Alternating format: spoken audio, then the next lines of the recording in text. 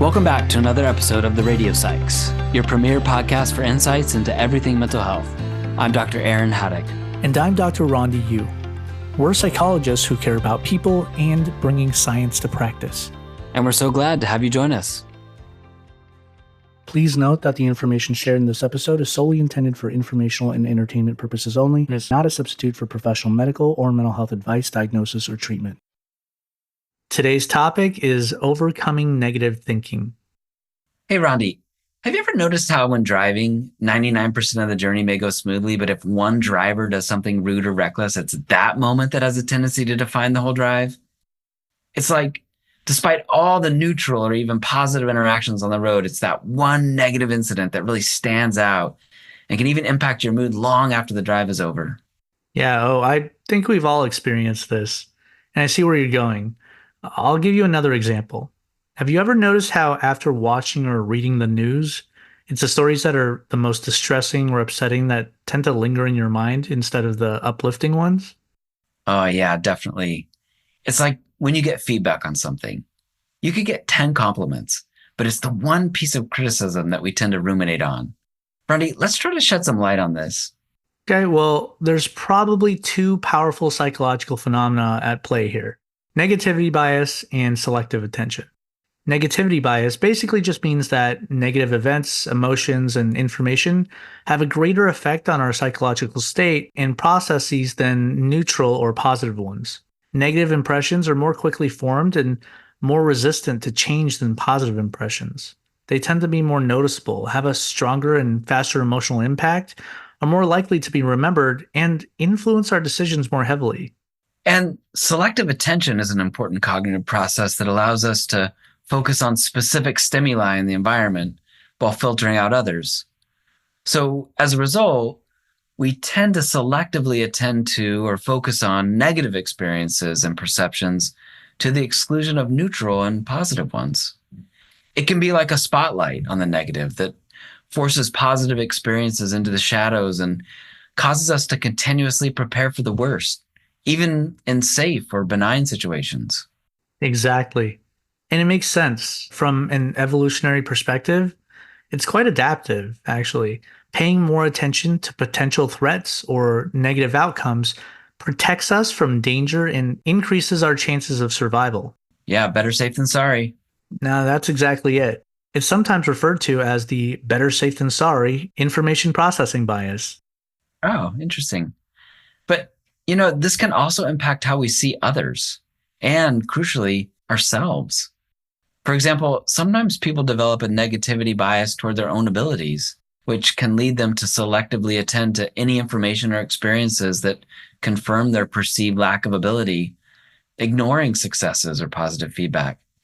And over time, this cycle can really damage a person's self-image and self-esteem, increase anxiety about future endeavors, and lead them to avoid challenges. That's right.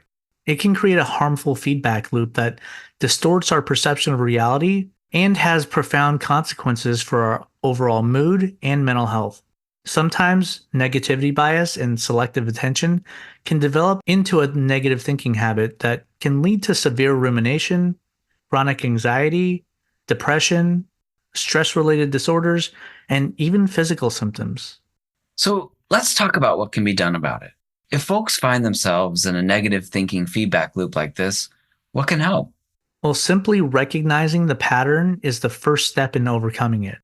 Once we know our brains are wired this way, we can start taking steps to balance the scales, so to speak.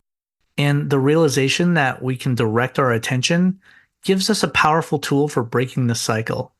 By consciously deciding to work on shifting our focus towards the positive, we challenge the automatic preference for the negative, allowing for a more balanced and healthier mental state. That's helpful. And, we're not suggesting we wear rose-colored glasses and ignore the negative aspects of life or pretend challenges don't exist. But since life is always a blend of the good and the bad, it's helpful to consciously focus on the positive to maintain a balanced perspective. And by doing so, we can recalibrate our mental focus and cultivate a more accurate view of our lives, which can dramatically improve our emotional well-being. And this is a skill that, like any other, can be honed with practice. But I think the question is, How do we do that? Yeah, so I'd say one powerful tool is focusing on and savoring positive experiences. For example, imagine you just had a great conversation with a friend. Instead of just moving on to the next thing, take a moment to really enjoy and appreciate that experience. Replay it in your mind and relive the connection. I love that idea. I've tried something similar myself.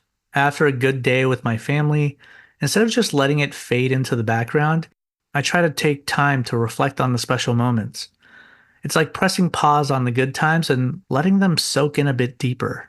Hmm, that's good.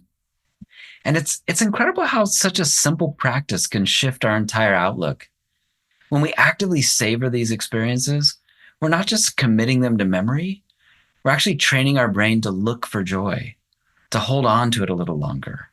This way, we balance our natural tendency to focus on the negative, building a more resilient and positive mindset and a more accurate view of our experiences. That's right. We have to remember that selective attention is at play all the time, and it matters. Our starting mood often provides a lens that drives our selective attention, and then it can spiral, escalating or intensifying that mood. It's first about what we attend to, but then it becomes how we think about what we've attended to. That's a powerful concept. It's like our brains are constantly running a selective attention experiment. If we focus on the negative and filter out the positive, we end up reinforcing that negativity. And the reverse is also true, isn't it?